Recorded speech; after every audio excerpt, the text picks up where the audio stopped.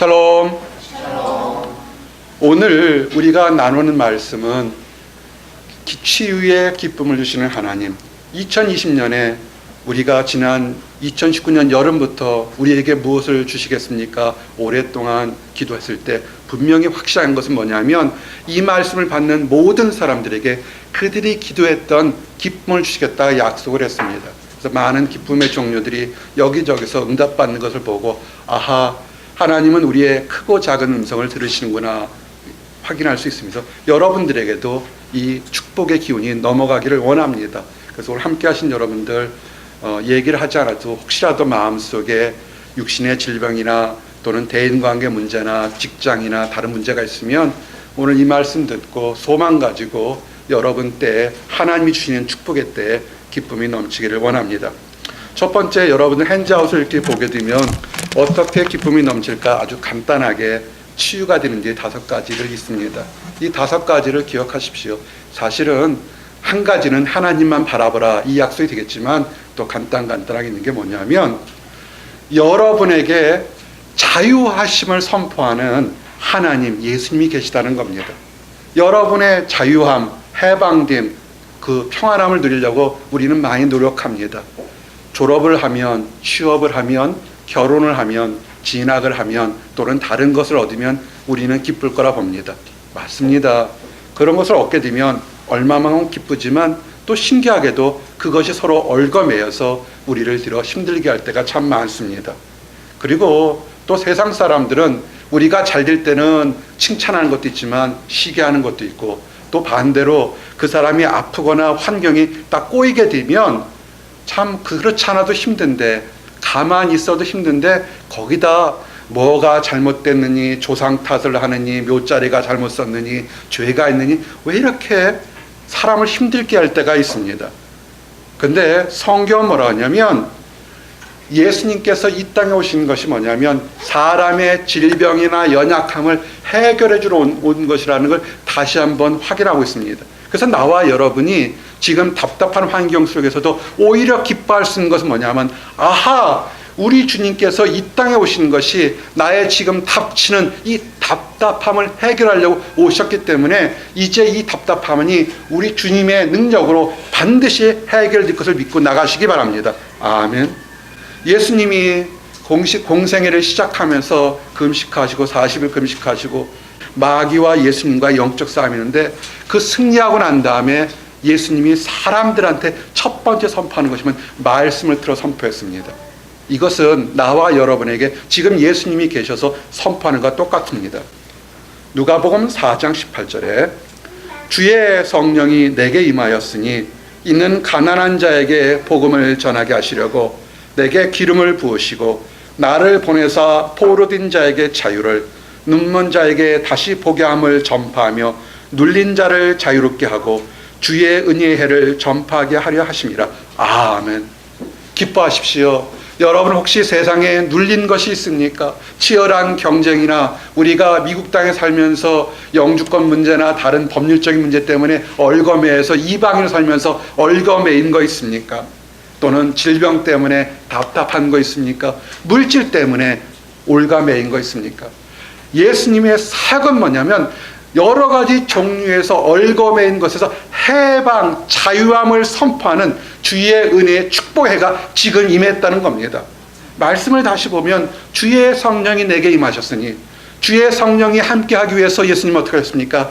늘 성령 자체지만 40일을 금식하면서 하나님과 교제하면서 컨퍼메이션하고 하나님의 뜻이 무엇인가 확인하고 또 확인한 게 뭐냐면 주의 은혜의 해가 지금 나와 여러분에게 그리고 2000년 전에 그리고 모든 사람에게 지금 선포됐다는 겁니다. 기뻐하십시오. 어제까지 이 예배당에 들어오는 이 순간까지 여러분 마음에 답답함이 꽉 있다면 지금부터는 축복의 해가 선포되고 나가기를 원합니다. 그래서 오늘 말씀할 때 오늘날 이 약속이 이사의 약속이 오늘 너희 귀에 응하였다고 말씀하는 것처럼 오늘 여러분들에게 힘들고 어려운 것 여러분들에게 마음에 뭔가 힘든 것이 있을 겁니다. 그 모든 것에서 자유함에서 해방돼서 기쁨이 되기를 바라기를 원합니다. 그래서 해방을 선포하시는 자유하심을 선포하는 예수님이 여러분과 함께 했던 것을 늘 기억하십시오. 두 번째, 우리가 이렇게 분명히 예수님께서 치유해 주실 거다, 해방하실 거다 하지만 이것을 강하게 아멘하고 믿는 사람도 있지만 사람마다 믿음의 종류가 다릅니다. 신앙의 경험도 다릅니다. 그럴 때 어떤 사람은, 강한 사람은, 세상은 그렇잖아요, 강자 뛰어난 사람만이 축복받고 좋은 것을 얻을 수 있을지 모르겠지만, 그러나 하나님 나라에서는 마지막 순간에서도 내가 잘못했거나 내가 부족하거나 하는 것을 선포하게 되면 그 자체가 또 축복이 될 수 있습니다. 어떤 한 아버지가 아들을 제자들에게 데려왔습니다. 그런데 이 아버지는 아들에 대한 사랑이 되게 많아요. 아들이 귀신 들렸다는 겁니다. 우리 의사 선생님들, 대학 교수님들 두 분 계시지만 현대의학으로도 귀신 들렸는지 이것이 우울증인지 정신질환인지 구분하기 만만치 않을 거라 봅니다. 그런데 이 아버지는 정확하게 우리 아들이 귀신 들렸습니다 라는 겁니다. 그것이 정신적인 질환으로 있을 수 있는데 분명히 아들에 대해 사랑하고 기도하고 간구하다 보니까 정확히 병명이 뭔지 압니다. 그래서 어떻게 하냐면 이 말씀을 보니까 마가복음 9장 18절에 보니까 귀신이 어디든지 그를 잡으면 거꾸러져 거품을 흘리며 이를 갈며 그리고 파리에 지른지라 내가 선생님의 제자들에게 내쫓아 달라 하였으나 그들의 능히 하지 못하더이다. 아멘. 이 앞에 있는 단락만 대충 이해하게 되면 우리 간질 환자하고 비슷합니다. 우리는 알지 못하죠. 그런데 이 아버지는 분명히 이 아들이 귀신 들렸다 그래서 예수님의 제자들에게 와서 얘기했습니다. 이때가 어디냐면 큰 이적이 있고 난 다음인데, 그러나 제자들이 이적을 보고 나서도 하나님의 이름으로 이 귀신을 쫓아내지 못합니다. 그럴 때 예수님이 이러죠. 믿음이 없는 세대여, 내가 얼마나 너희와 함께 있으며 얼마나 너희에게 참으리요. 그를 내게로 데려오라. 제자들이 분명히 하나님으로 쫓아냈지만 못 쫓아낼 때 예수님께서 뭐냐면 그들을 내게 데려오라. 그랬더니 그 아들을 예수님 앞에 데려오는데 아주 놀랍게도 귀신이 예수를 보고 곧 그 아이로 심히 경련을 일으켜 하는 자라 그가 땅에 엎드러져 구르며 거품을 흘리더라. 여러분 이거 참 주의하셔야 돼요. 예수님께로 오려고 하는 사람들이 있어요. 이제는 힘들고 어려우니까 그래 내가 이제 힘들고 환경도 힘드니까 예수님께로 가면 고침받을 거다. 교회 가자. 교회 가서 예배 드리자. 철야기도 하자. 좀 더 이제 새롭게 신앙생활 하자. 그럴 때 그러면 무지개길이 확 열려야 되는데 누가 듣는다고요? 마귀도 들어요. 오히려 그 아이를 전보다 더 심하게 거품을 일이고 경련을 일어서 두렵게 해서 이게 웬일일까? 교회 간다고 그랬더니 뒤로 억울한 일, 힘든 일, 답답한 일이 생기네. 가지 말아야 할 정도로 이렇게 사람을 속인다고요. 속지 마십시오. 악한 마귀가 오히려 하나님 곁에 오는 것을 방해하지만 그 뒤에 마귀는 뭐랍니까? 예수님을 압니다. 저기만 가면 예수님만 믿으면 치유가 되는 거 아니까 어떻게든지 예수님 곁으로 오지 못하도록 마음과 환경을 잡습니다. 여러분의 답답하게 했을 때 학생들 그렇죠. 학업이 안 되거나 뭔가 잘못되면 예배 빼먹어요. 아니요, 그러지 마세요. 오히려 사람들이 그러죠. 예전에 한 청년이 그랬어요. 대학원을 진학하는데 떨어졌어요. 그래서 막 슬퍼하는데 그의 친구라는 사람이 이 친구 허랑방탕할 때였으니까 네가 요새 교회 다녀서 대학원 떨어진 거야 그래서 목사님 전화가 왔어요. 한밤중 울면서 친구들이 그러는데요 제가 요새 교회 열심히 다녀서 그렇게 떨어진 거라서 그럴 리가 있겠니? 오히려 좋은 일 있지. 아니요, 그 이후에 뉴욕의 좋은 대학원에 합격했어요. 속지 마십시오. 마귀가 귀신이 예수를 보고 곧 그 아이로 심히 경련을 일으켜 하는지라 그가 땅에 엎드려 구르며 거품을 흘리더라. 우리가 어떤 일을 예수님 앞에 믿음이 좋아서 고쳐졌네, 나아졌네, 치유받았네 선포할 때 바로 선포되는 것이 아니라 그 치유대로 난 것이 아니라 오히려 악화되는 것처럼 보입니다. 속지 마십시오. 믿음을 들고 나가셔야 됩니다. 예수님께서 보죠. 그 아이가 대굴대굴 구를 때 예수께서 그 아버지에게 물으시되 언제부터 이렇게 되었느냐 하시되 이를 때 어릴 때부터이나이다. 귀신이 그를 죽이려고 불과 물에 자주 던졌나이다. 그러나 무엇을 하실 수 있거든 우리를 불쌍히 여기사 도와주시옵소서. 이 아버지의 마음은 되게 순수해요. 어릴 때부터 자식을 사랑해서 너무 심하고 고통을 받으니까 주님 무엇라도 하실 수 있으면 한 겁니다. 그러나 이것은 세상적인 마음인 것입니다. 뭐라도 할 수 있으면. 그런데 예수님께서 이러시죠. 예수께서 이르시되 할 수 있거든이 무슨 말이냐? 믿는 자에게는 능히 하지 못할 일이 없느니라. 아멘. 믿음은 능히 하지 못할 일들을 하게 합니다. 그 믿음으로 바로 치유될 수도 있고, 그 믿음으로 막혔던 담이 확 열릴 수도 있고, 그 믿음으로 내가 전혀 알지 못하는 사람을 통해서 역사에서 나을 수도 있는 겁니다. 믿음을 갖고 나가시기 바랍니다. 오히려 내가 하나님께 나갈 때 오히려 상황이 악화되는 것을 보고 이게 그게 아닌가 속지 마십시오. 오히려 그럴 때도 믿음은 능히 나을 것이다. 근데 이 아버지가 아들도 사랑하고 지혜로웠습니다. 그가 그 순간에 바로 잘못한 것을 깨닫고 곧 그 아이의 아버지가 소리를 질러 이르되 내가 믿나이다. 나의 믿음 없는 것을 도와주소서. 이 사람이 지혜로운 겁니다. 아들을 살리겠다고 할 때 어떻게든지 뭔가라도 하실 수 있으면 조건이 아니라 내가 믿음이 부족합니다. 하나님이 고쳐주시고 하나님이 이 아이를 이 땅에 축복으로 태어났으니 앞으로 가장 거룩한 곳을 인도할 걸 믿는 그 믿음으로 나가시기 바랍니다. 여러분이 미국 땅에 온 거, 여러분이 이곳에 유학 왔을 때 좋은 날도 많고 힘든 날도 있을 겁니다. 좋은 날에는 우쭐할 수도 있고 힘든 날에는 뭐가 좌절할 수도 있습니다. 그러나 하나 아셔야 될 것은 하나님이 여러분들을 그 그리운 땅, 한국 땅에서 여기까지 부르셨을 때는 이유가 있습니다. 축복과 은혜로운 미래를 주기 위해서 부르셨으니까 당당하게 믿음 들고 나가시기 바랍니다. 그것이 축복일 것입니다. 그래서 이 아버지처럼 내가 믿음이 없습니다. 나를 용서해 주십시오 할 때 예수님께서 그 아이를 고쳐줍니다.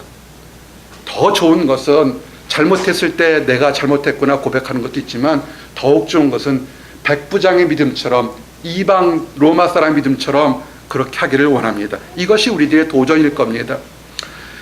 마태복음 8장 5절 10절 배경을 보니까 예수께서 가버나움에 들어가시니 한 백부장이 나와 간구하여 이르되 주여 내 하인이 중풍병으로 집에 누워 몹시 기로하나이다. 이르시되 내가 가서 고쳐주리라.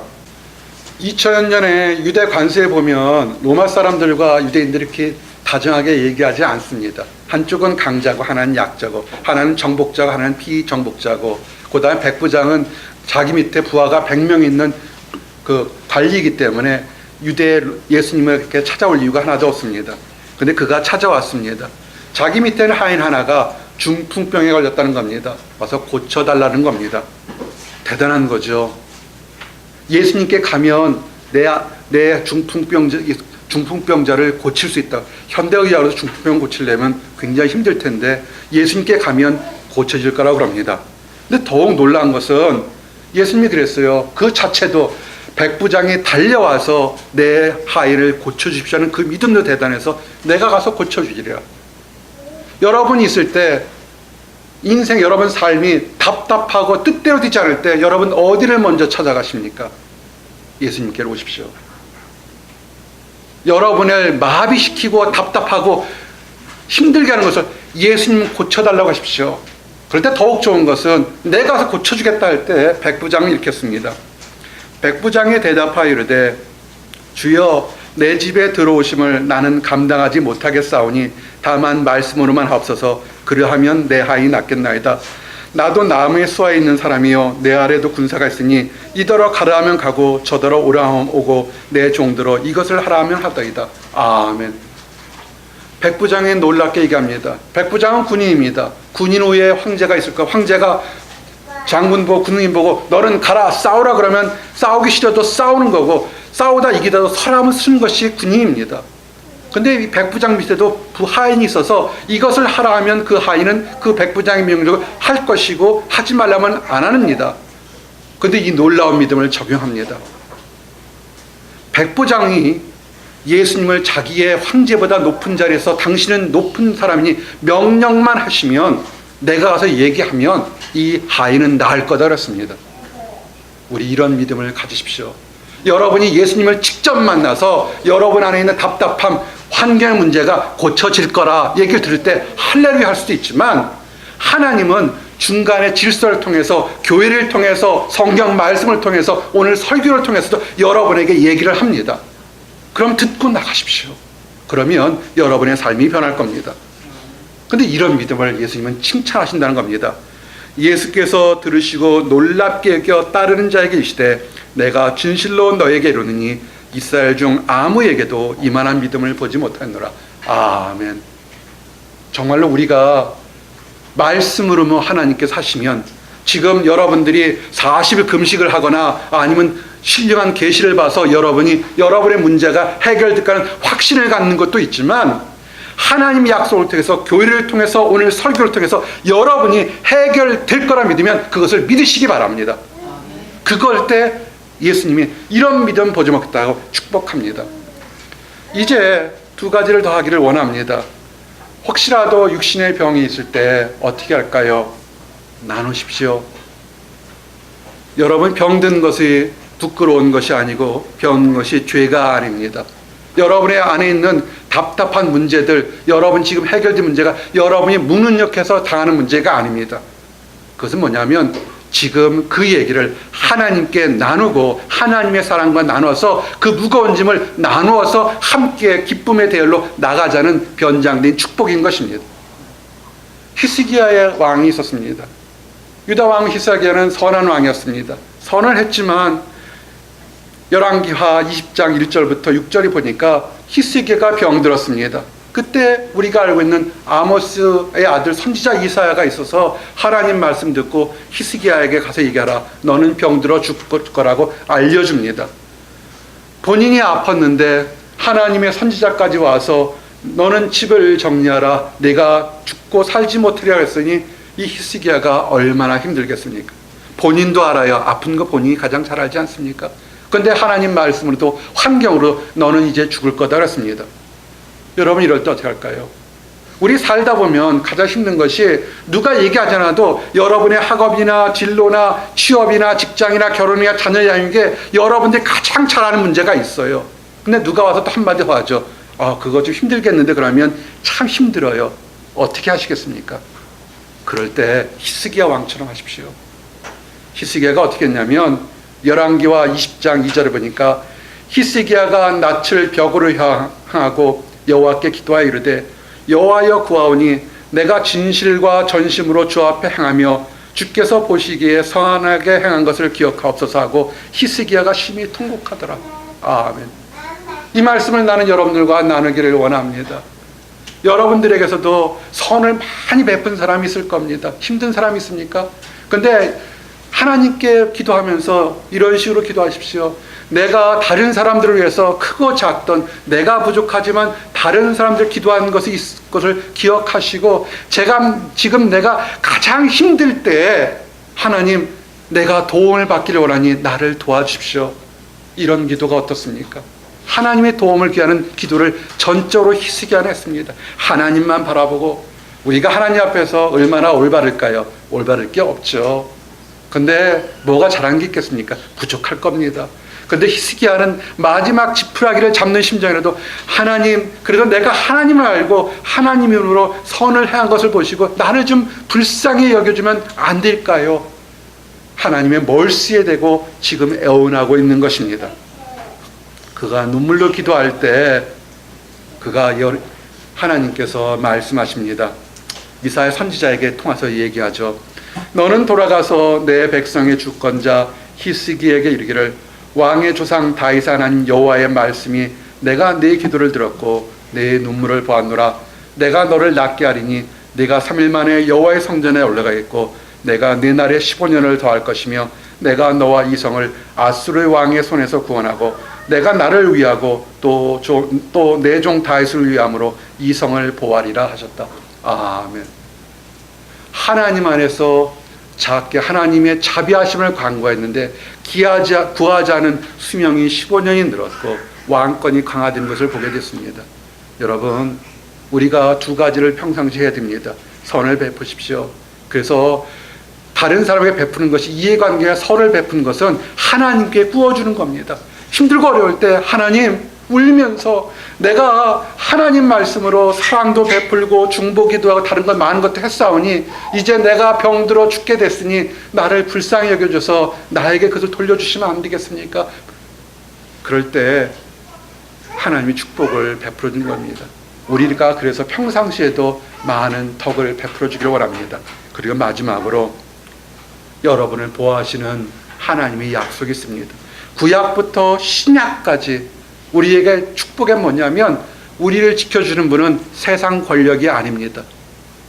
하나님이십니다. 신명기 31장 6절에 너희는 강하고 담대하라 두려워 말라 그들 앞에 떨지 말라 이는 네 하나님 여호와가 그가 너와 함께 가시며 결코 너를 떠나지 아니하시며 버리지 아니하실 것임이라. 아멘. 2020년에 우리 성도들은 새로운 곳으로 떠날 준비를 참 많이 합니다. 가까운 곳 먼 곳에 취업을 해야 되고 진학을 해야 되고 결혼을 해야 되고 또 직장에 많은 문제들 정말 많은 일들이 있습니다. 그래서 때로는 어디로 가야 될지 몰라서 두렵고 어떻게 해야 될지 모를 때 두려울 때가 많습니다. 하나님은 뭐라고 하냐면 강하고 담대라는 겁니다. 여러분 히스기야가 벽을 보고 눈물로 기도했을 때 그 축복의 약속을 히스기야한테 바로 하지 않고 하나님의 대언자 이사야를 통해서 말씀을 전한 것처럼 하나님께서 지금 여러분에게 귀에 강하고 담대라고 환청으로 들릴 수도 있지만 하나님은 교회를 통해서 설교를 통해서 여러분들에게 강하고 담대라고 약속합니다. 사람이 무엇이간데 떨지 마십시오. 여러분은 존귀하고 선택받은 사람들입니다.